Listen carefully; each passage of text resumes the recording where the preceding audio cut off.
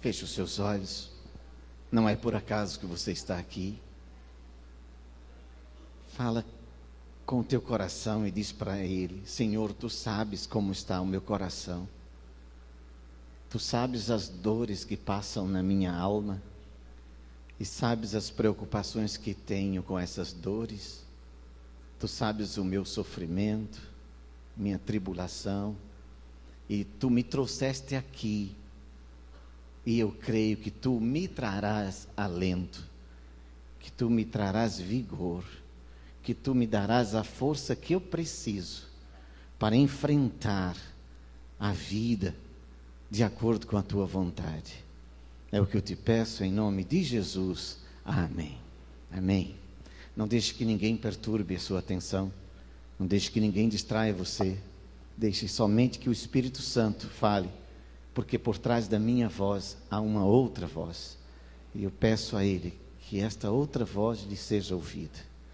Porque o que nós usamos para aprovar ou não aprovar as pessoas?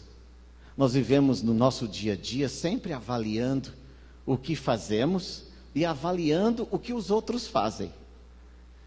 Para piorar, às vezes, a situação, nós avaliamos o que fazemos, pensando no que os outros vão pensar de nós. E avaliamos os outros, imaginando tudo que, às vezes, equivocadamente, concluímos a respeito dos outros. Por isso, filhos, Deus te trouxe aqui para isso, para que a gente pense: por que é que nós usamos as nossas regras, as nossas leis, para dizer o que alguém é ou o que alguém não é? Nós usamos parâmetros, modelos. Sabem, a água que está neste copo, ela está exatamente assumindo a forma deste copo, porque este copo determinou a forma que essa água teria. Às vezes nós somos assim. Nós determinamos as formas que os outros devem ser e devem viver em nós. Nós usamos as regras morais para dizer como devemos nos comportar. E usamos as nossas regras morais para aferir, medir, julgar as pessoas, para dizer se elas estão certas ou erradas, para dizer se as aprovamos ou não, para dizer o que pode e o que não pode ser. É assim que usamos as regras morais. Mas não somente somos cidadãos morais, nós somos também pessoas religiosas.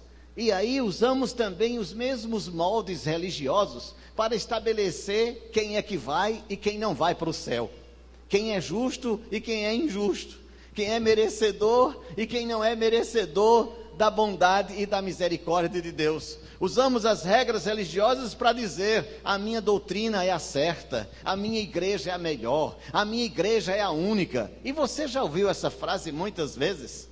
Muitas vezes as pessoas usavam o argumento de que são conhecedores de Deus ou conhecedores da teologia, e usam muitos as regras religiosas para dizer os que são merecedores ou não merecedores de ir ao céu. Eu sei que talvez na mente de muitos de vocês já tenha passado na sua mente esta frase, quando você esteve aqui ou chegou aqui na igreja e olhou para um lado, olhou para o outro, viu algumas pessoas e disse: mas o que? Fulano aqui? Não é? Cicrana aqui? Mas quem era ele? Então usamos muitas vezes: ele não deveria estar aqui, porque aqui é lugar de santos. E isto é um santo equívoco, porque aqui não é lugar de santos. Aqui os santos estão reunidos porque é o lugar de pecadores lavados pelo sangue de Jesus. Este é o lugar de pecadores lavados pelo sangue de Jesus. E você vai olhar para a cara de muita gente e dizer: aquele é um pecador, aquele é um pecador, aquela é uma pecadora. Sim, você vai usar muitas vezes isso, porque nós queremos que as pessoas se adequem aos nossos moldes religiosos e às nossas condições, para que alguém seja salvo ou não, para que alguém vá ao céu ou não. E pior ainda, nós nos tornamos muito mais carrascos quando viemos das trevas, ou de um modo tão mau e vil de pecado. Quando fomos resgatados pela graça de Deus e nos inserimos na igreja, nos tornamos às vezes piores juízes do que o que éramos antes, porque não admitimos que o nosso irmão tropece, não admitimos que o nosso irmão falhe, não admitimos que a nossa irmã cometa algum equívoco. E se alguém que você conhece, que está vivendo na vida religiosa, comete algum tropeço, e você sabe, a frase taxativa, a frase é esta: fulano caiu, não é? Aí os outros arregalam o olho e dizem: é mesmo, me conta como foi.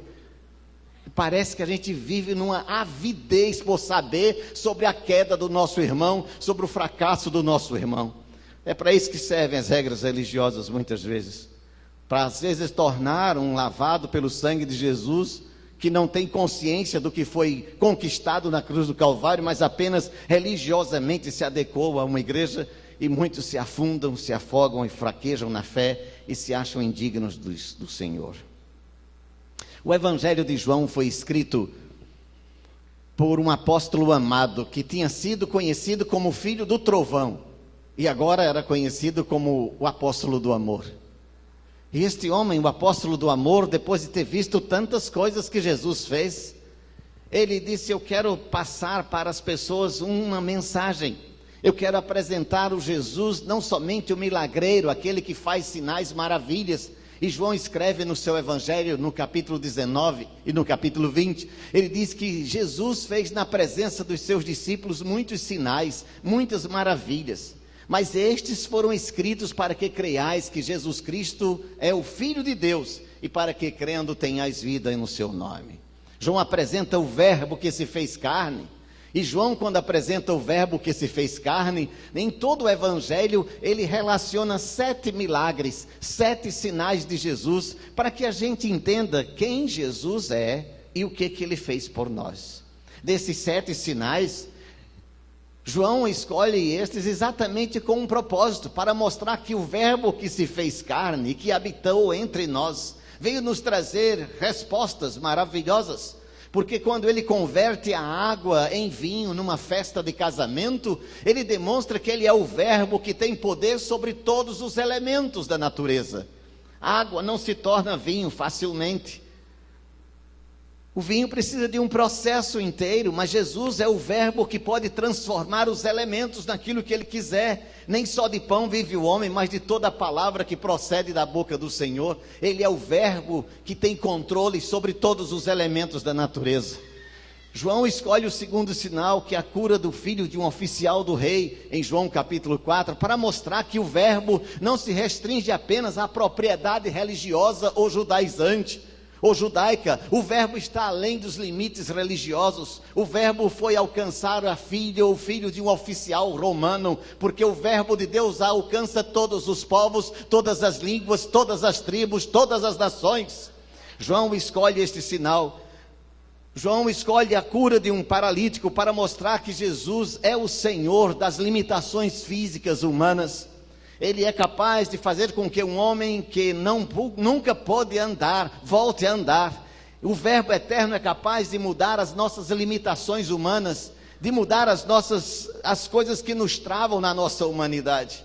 Ele curou um paralítico ali no tanque de Betesda para mostrar isso.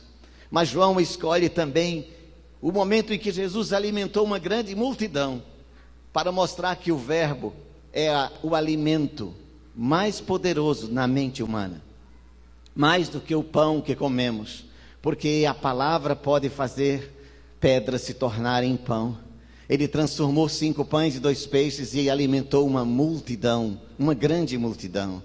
João escolhe este sinal da caminhada de Jesus sobre as águas para dizer que ele controla toda a natureza, que ele controla todas as coisas, que ele controla não somente os elementos nas suas combinações, mas ele tem poder sobre todas as condições que a natureza se apresenta. Ele nos mostra que ele tem poder sobre a nossa natureza humana. Tem poder para andar sobre as águas e tem poder para andar sobre as águas turbulentas da nossa emoção e dos mares emocionais nos quais estamos navegando. Jesus também curou um cego de nascença. E João usa a história deste cego de nascença para nos ensinar uma coisa, para nos tirar da cegueira espiritual, para nos tirar da cegueira em que muitas vezes estamos mergulhados, para nos tirar da cegueira moral, da cegueira religiosa.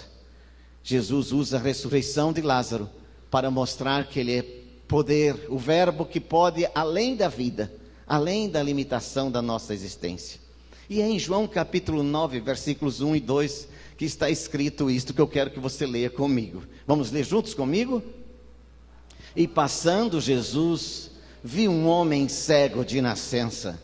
Perguntaram-lhe os seus discípulos: Rabi, quem pecou, este ou seus pais, para que nascesse cego? Olha só, os discípulos de Jesus, os que caminhavam com Jesus, o que agora estavam trazendo uma mensagem libertadora para o mundo, estavam tentando aprisionar esse mesmo mundo, dizendo assim: quem pecou para que este homem nascesse cego?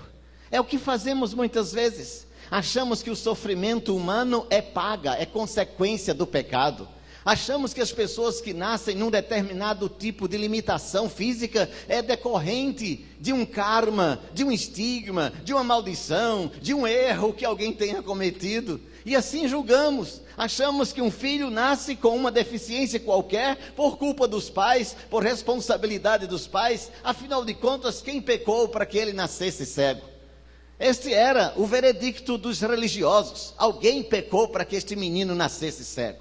É assim o mesmo veredicto que nós fazemos, que aqueles que pecam não são dignos do reino dos céus. É assim que os homens nos julgam, é assim que os homens nos medem, é assim que os homens nos aferem. E aquele homem, ao ser curado, causa um burburinho na sociedade. E os religiosos são os primeiros a chamar aquele homem e dizer: escuta, filho, vem cá, me diga aqui uma coisa. Chamaram os pais daquele moço e disseram: olha, aquele homem que curou o seu filho, não pode ter curado o seu filho. Ele é um pecador.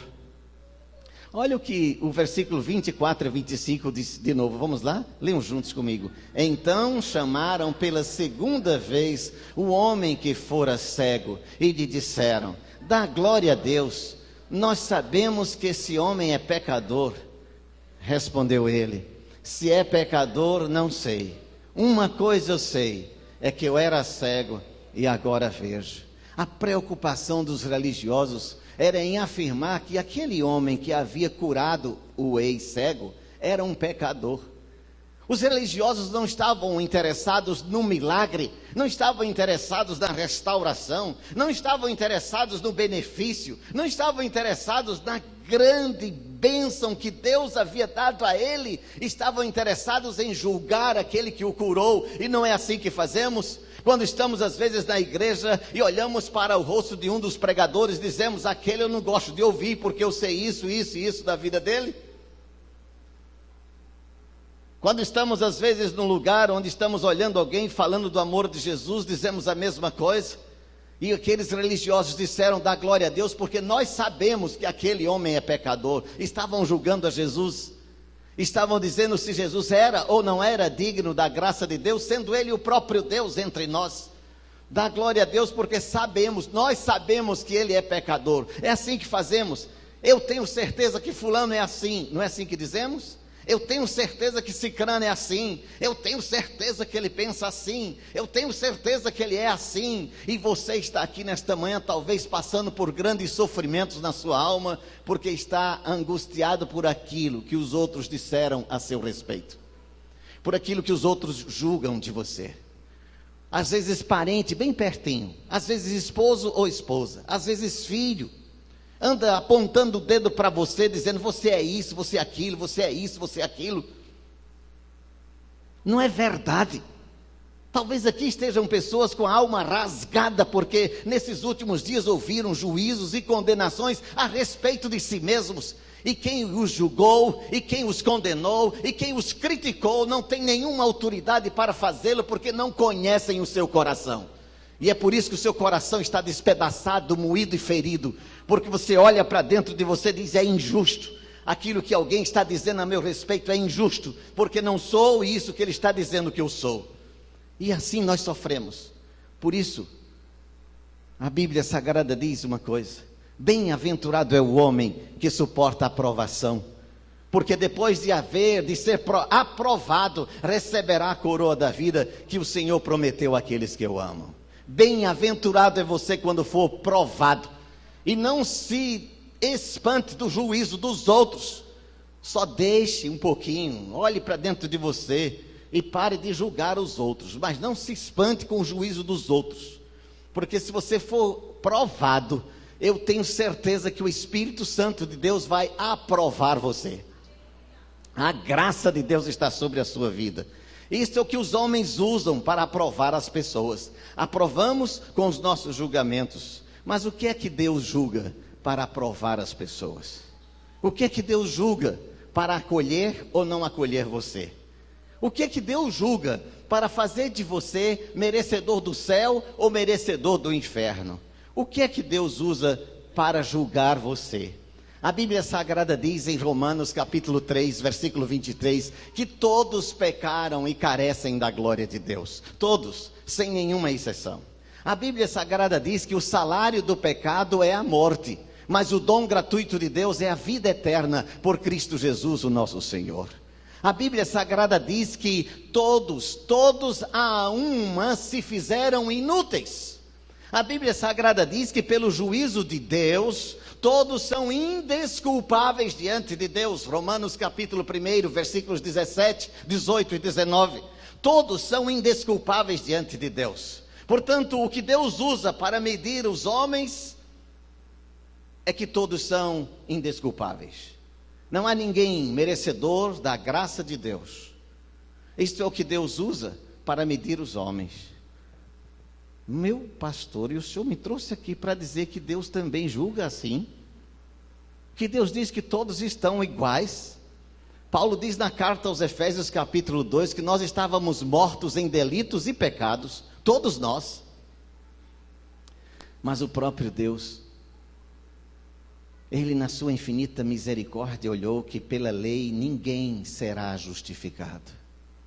E aí vem uma outra coisa, que não é somente Deus que faz. Aí vem uma coisa que está além do que merecemos, a graça de Deus. E o que é que a graça julga a cada um de nós? A graça olha para homens miseráveis e pecadores, como todos esses que aqui estamos neste altar. A graça olha para homens e mulheres pecadores que estão assentados neste auditório. A graça olha para homens e mulheres que estão nos acompanhando pela internet, cheio de falhas, defeitos e limitações. A graça olha para todos estes e os vê completamente incapazes de fazer qualquer coisa. E a graça de Deus, que é um favor não merecido, que é uma dádiva não merecida, vem e alcança, vem e arranca você do tremedal de lama, do poço de perdição, do mais profundo abismo, e toma você pela mão da misericórdia, e levanta você, e mesmo que você esteja sujo de lama, podre ou fétido, você é transformado numa nova criatura. A graça de Deus é capaz de pegar o vil pecador e torná-lo digno de ser chamado filho de Deus. A graça de Deus é capaz de arrancar um morto e dar-lhe vida. É capaz de arrancar um homem sedento e saciá-lo com a água da vida. A graça é capaz de tirar um homem das trevas e dar-lhe a luz. A graça é capaz de fazer um homem perdido encontrar-se em Deus. A graça é capaz de fazer um prisioneiro emocional num homem livre pelo poder de Deus. A graça é capaz de fazer um escravo do pecado um homem livre para a glória de Deus. A graça é capaz de transformar a horrenda dor da sua alma num grito de liberdade, porque se o Filho te libertar, verdadeiramente tu serás livre. Ou tu serás livre. Sabe, como os homens julgariam Apeles? Julgariam pelo currículo dele, julgariam pela história dele. Esta é a menor biografia da Bíblia Sagrada. Apeles é o homem cuja vida inteira foi descrita em apenas 3 palavras. Apeles era um homem que nós dele não sabemos coisa alguma. Os curiosos, os especulativos gostariam muito de saber a vida pregressa de Apeles, como você também faz. Gostaria muito de saber da vida pregressa do seu irmão, para julgar se ele seria digno da sua amizade ou não. Apeles, não se sabe coisa alguma dele, deste homem que a Bíblia usa apenas 3 palavras para descrever sua vida. A Bíblia diz somente esta frase: Apeles era um homem aprovado em Cristo. Diga isto bem forte: aprovado. Vamos dizer tudo: Apeles aprovado em Cristo. Por isso, Jair, que é de espantar como é que se lê apenas metade de um versículo da Bíblia. O que se tirar de uma frase, metade de um versículo da Bíblia, Jair? O que se tirar da vida de um homem que você pode ter um dossiê desse tamanho de erros, e um dossiê desse tamanho, ou maior do que esse teto, ou maior do que esta igreja, pode ser rasgado todinho na cruz do Calvário, e este homem, por mais digno que seja da morte, pode receber a vida em Cristo Jesus.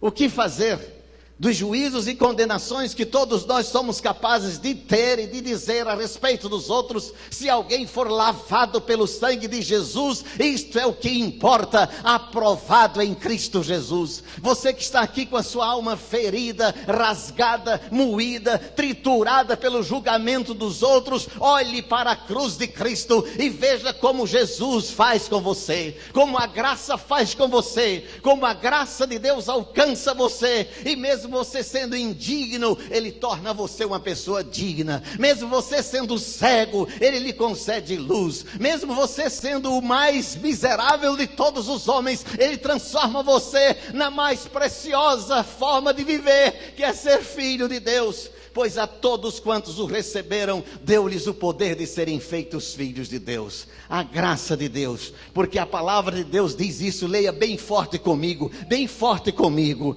Pelo que, se alguém está em Cristo, nova criatura é. As coisas velhas já passaram, e eis que tudo se fez novo. É motivo de você dizer aleluia? Então diga com gosto, meu irmão. Isso, porque se você está em Cristo Jesus, é uma nova criatura. As coisas velhas passaram, e eis que tudo se fez novo. Mesmo que a palavra de Deus continue afirmando isto, que você vai ler comigo, o que que diz?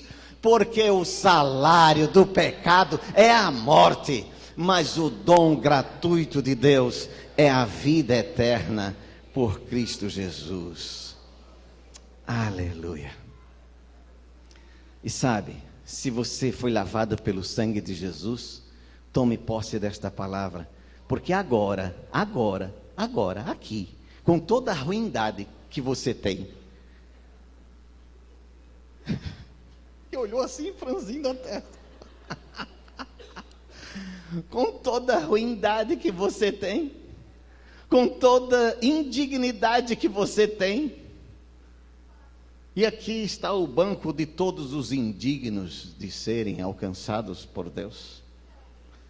E o segundo banco também, e o terceiro banco também, e aqueles que estão em pé também, e os que estão no altar também.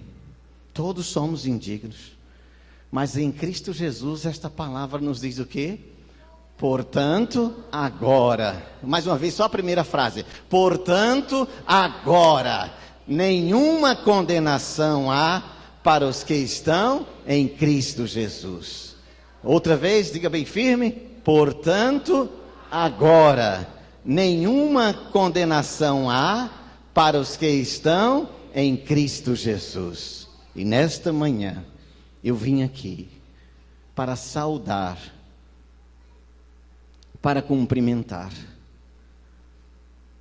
para dizer que se você está moído por qualquer tipo de acusação, em Cristo Jesus não há nenhuma condenação contra você. Agora, nenhuma condenação há para os que estão em Cristo Jesus. Nenhuma condenação. Se o mundo inteiro te condena, a graça de Deus te justifica. Se o mundo inteiro te massacra, a graça de Deus te abraça e te acolhe. Se o mundo inteiro é injusto, A graça de Deus te justifica em Cristo Jesus. Se o mundo inteiro te afasta, a graça de Deus te recolhe. Se o mundo inteiro é contra ti, Deus é por ti.